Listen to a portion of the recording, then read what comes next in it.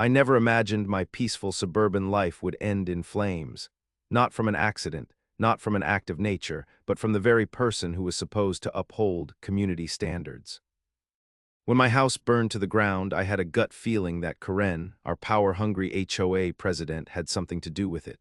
But proving it, that was the real challenge.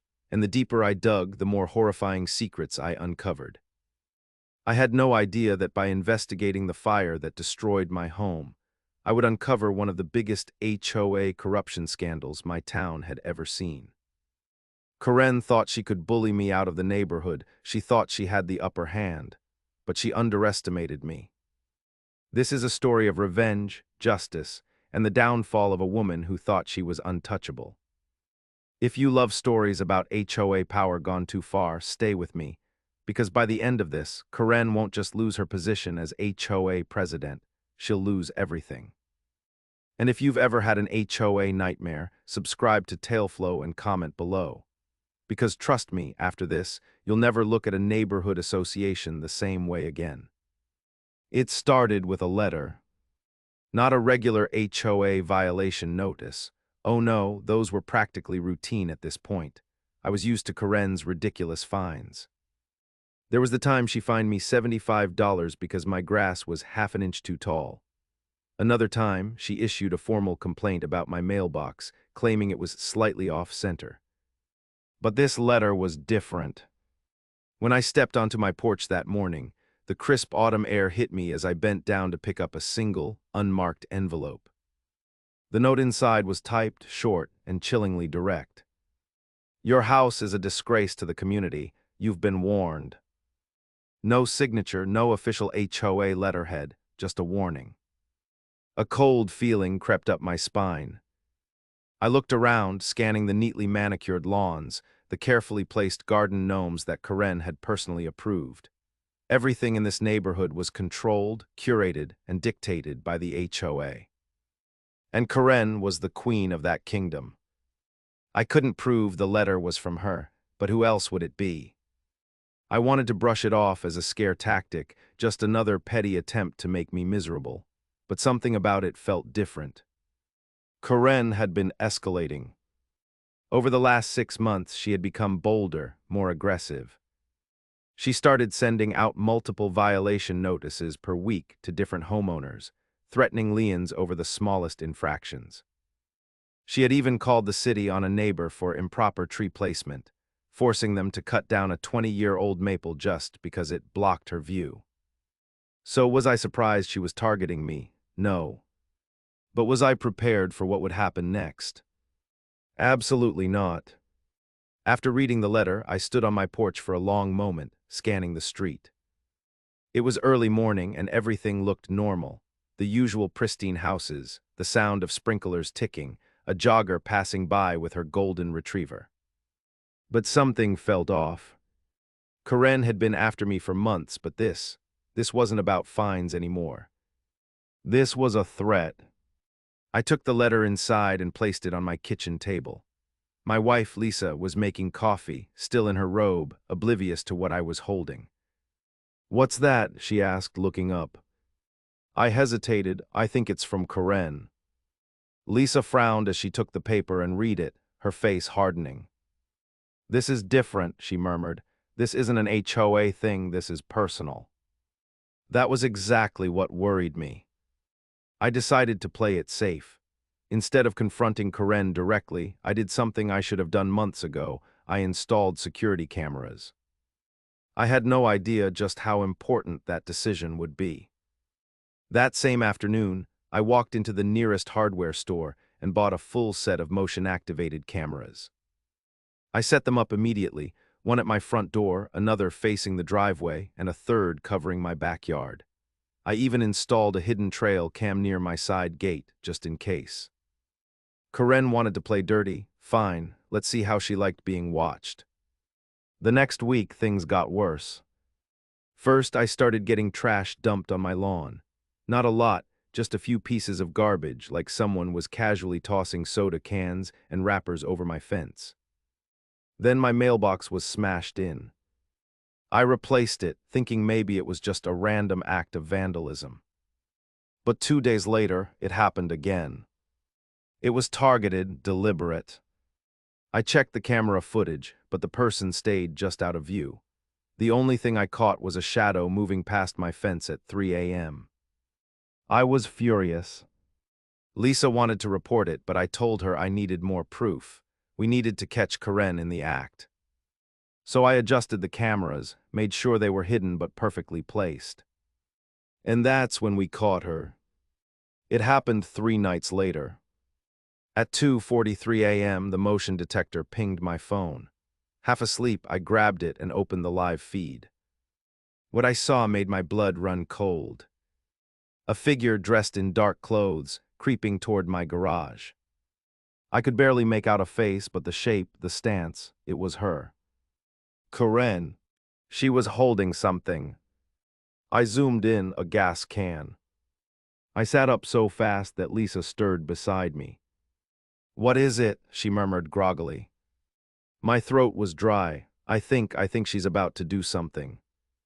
Lisa sat up, her eyes widening when she saw the screen. "Call the police," she whispered. I grabbed my phone, dialing 911 with shaky hands. But before I could even hit call, she lit the match and dropped it.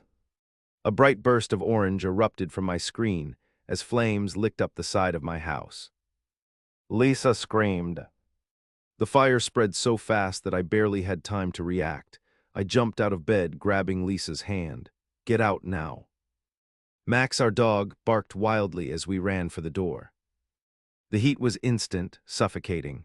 Smoke curled through the hallway as the fire devoured the walls. We barely made it to the front yard before the windows exploded behind us. Lisa clutched my arm, coughing, shaking. We turned to look. Our house was fully engulfed in flames. The fire trucks arrived within minutes, sirens screaming through the night as flashing red lights lit up the neighborhood. I stood in the yard, gripping Lisa's trembling hand, my mind racing 100 miles an hour. Our neighbors gathered, drawn by the commotion. Some held their phones up, recording the blaze, whispering among themselves. I barely heard them. I couldn't think. Couldn't breathe. Everything we owned was going up in flames. Max whined at my feet, ears pinned back, confused and terrified. I knelt beside him, my own hands shaking. The heat from the fire was so intense, I could feel it on my face. Firefighters rushed toward the house, hoses blasting water at the roaring flames. The sound of breaking glass and collapsing beams filled the air. But all I could do was stare. And then it hit me. Karen did this. I had proof. The camera footage. I grabbed my phone, hands still trembling, and scrolled to the recorded video. There she was, hood up, gas can in hand. And clear as day, her face catching the glow of the fire just before she ran. A sharp wave of fury burned through me. I had everything I needed. She was going down. A fire investigator arrived an hour later, once the flames were under control. His name was Detective Harris. Middle-aged, broad-shouldered, with a tired expression like he'd seen too many tragedies in his career. He approached us, clipboard in hand, as we stood outside the charred skeleton of what used to be our home. "Looks like arson," he said, voice grave. "We'll do a full analysis, but the burn pattern suggests an accelerant was used." I clenched my jaw. I already know who did it. Harris raised a brow. "You do?" I turned my phone toward him, playing the footage. His face hardened as he watched. "Is that Karen?" I confirmed, "our HOA president." Harris let out a slow breath. "Jesus." By morning, the police were at Karen's house. The neighborhood was still buzzing from the fire. Rumors spread fast. Lisa and I stayed at a friend's house, but we didn't get any sleep. I woke up to a text from one of our neighbors. "Cops are at Karen's, you were right." I didn't hesitate. I threw on my shoes and drove back to the neighborhood. Sure enough, there were 2 police cruisers parked in Karen's driveway. And standing on the porch, arms crossed, looking absolutely furious, was Karen. She was arguing with Detective Harris. I parked across the street, watching as Karen's hands flailed dramatically. She was shouting, "This is ridiculous. I don't know anything about a fire." Harris stayed calm. "We have video evidence, ma'am. You were recorded on the property just before the fire started." Karen froze. Her face paled. For the first time since I'd known her, she actually looked scared. I stepped out of my car, arms crossed. "Still think I'm making this up?" Karen's head snapped toward me. The fear in her eyes was gone in an instant, replaced by pure hatred. "I would never," she began, but Harris cut her off. "You have the right to remain silent, ma'am." And then, they cuffed her, right there on her own front porch. Karen shrieked, "You have no proof. This is harassment." But the entire neighborhood was watching. People came out of their homes, whispering, pulling out their phones. Karen, the woman who had terrorized our neighborhood for years, was being arrested. And it was all because of me. Karen screamed as the officers hauled her off her porch. "This is illegal. You have nothing on me," she shrieked. "I'll have your badge for this." But her panic gave her away. She was fighting like a trapped animal, but she knew. She knew she was caught. Neighbors whispered, some recording, others just watching in shock. I locked eyes with her for just a moment before she was shoved into the back of the police car. And in that moment I saw it, pure hatred. Karen was going to fight this. She wasn't going down without a war. But that was fine, because I was ready for one.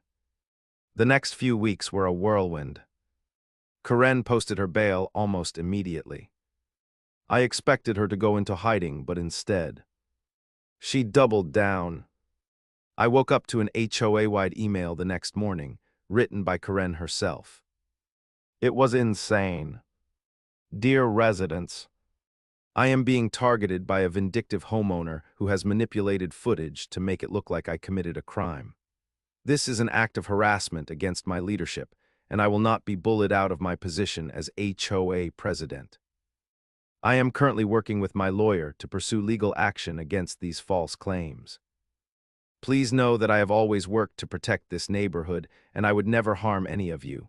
The truth will come out soon. Best, Karen, your HOA president." My jaw dropped. She was acting like she was the victim. I expected some denial, but this was next-level delusion. I printed the email and marched straight to my lawyer's office. If Karen wanted a fight, she was going to get one. Karen pleaded not guilty. She hired the best lawyer she could find, using her HOA money to cover the costs. I wasn't surprised. She had been stealing from the HOA for years. But the prosecution, they had everything. The security footage showing Karen sneaking onto my property with a gas can. The forensic evidence from the scene proving accelerants were used. And then the final nail in her coffin. Her internet search history. Karen had been Googling things like fastest way to burn down a house, how to make a fire look like an accident, best accelerants that burn clean.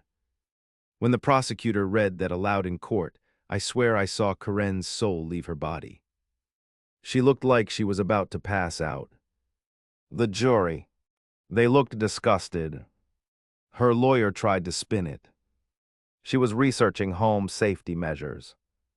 But at that point, no one was buying it. Karen was guilty. And then, the real scandal came out. Right before sentencing, a second investigation revealed something shocking. Karen had been stealing HOA funds for years. Over $100,000 had been siphoned into mystery accounts. The HOA board panicked. They immediately resigned, acting like they had no idea. But Karen, she just sat there silent. She knew. Her entire empire was crumbling. And when the final verdict came in, She was found guilty of arson, fraud, and embezzlement, sentenced to 35 years in prison. And the HOA. It was completely dissolved.